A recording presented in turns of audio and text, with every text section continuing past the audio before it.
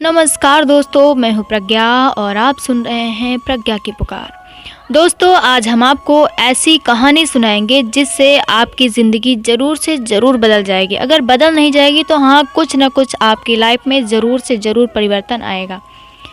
एक युवा नौजवान लड़का था, लेकिन बेरोज़गार था। नौकरी के लिए काफ़ी मशक्क़त कर रहा था। तभी उसे किसी कंपनी की तरफ से कॉल लेटर आता है कि कल आपका इंटरव्यू है और आपको आना है। अब वो लड़का परेशान हो गया, क्योंकि जिस जगह उसका इंटरव्यू था वो जगह उसके घर से तकरीबन 50 से 60 किलोमीटर दूर थी और वो लड़का बेहद गरीब परिवार से बिलोंग करता था। इसीलिए उसके पास जाने के लिए पैसे नहीं थे, लेकिन उसको जाना तो था ही। नौकरी के लिए उसको बहुत ही ज़रूरी था। जैसे तैसे बेचारा 50 रुपये का बंदोबस्त करता है और घर से निकल पड़ता है और वो चौराहे तक पहुंच जाता है, लेकिन निराश हो जाता है, क्योंकि टिकट के लिए उसके पास पैसे तो थे, लेकिन उतने नहीं थे जितने उसको चाहिए थे।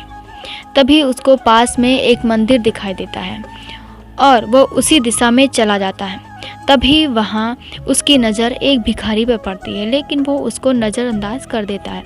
मगर भिखारी उसको परेशान देखकर पूछ ही लेता है कि आपको शायद कोई परेशानी है, मैं आपकी क्या मदद कर सकता हूँ।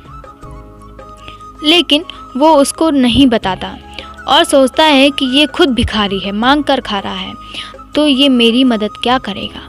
लेकिन भिखारी बुजुर्ग था, तो उसके 3-4 बार पूछने पर लड़का मजबूर होकर बता देता है कि उसको क्या चाहिए। तो भिखारी ने उसको बोला कि तुम ये 500 रुपये और ले जाओ, अपना इंटरव्यू दो।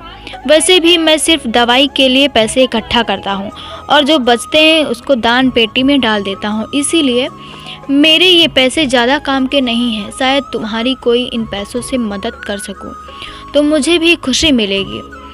अब वो पैसे ले करके वहाँ से इंटरव्यू के लिए चला जाता है और इंटरव्यू में सिलेक्ट होकर वापस भिखारी से मिलने उसके पास आता है। लेकिन वापस आता है तो देखता है वहाँ लोगों की भीड़ लगी होती है। उसने पास जाकर देखा तो वही भिखारी। लोगों ने कहा कि इसके पास पैसे नहीं थे, इसीलिए उसकी मृत्यु हो गई, क्योंकि दवाई के लिए उसके पास पैसे नहीं थे, इसलिए उसकी मृत्यु हो गई। इसीलिए दोस्तों, किसी भी काम को करने या किसी भी लक्ष्य को हासिल करने के लिए मार्ग में हज़ारों कठिनाइयों का सामना करना पड़ेगा। अगर ये सोचकर हम आगे ही ना बढ़ें तो हो सकता है रास्ते में कोई हो जो हमारी मदद के लिए बैठा हो। ईश्वर तो किसी भी रूप में मिल सकते हैं, इसलिए ईश्वर पर यकीन रखिए। भगवान जो करता है वो अच्छे के लिए करता है। भगवान के विश्वास के साथ आप आगे बढ़ते रहिए, रुकिए मत। आप अगर आगे बढ़ते रहेंगे तो आपको संभवतः सफलता ज़रूर मिलेगी और समस्याओं का समाधान ज़रूर मिलेगा। इसीलिए आपसे हमेशा प्रज्ञा यही कहती है, कुछ ऐसा करो अपने दिमाग से जो दुनिया सीखना चाहे आपसे।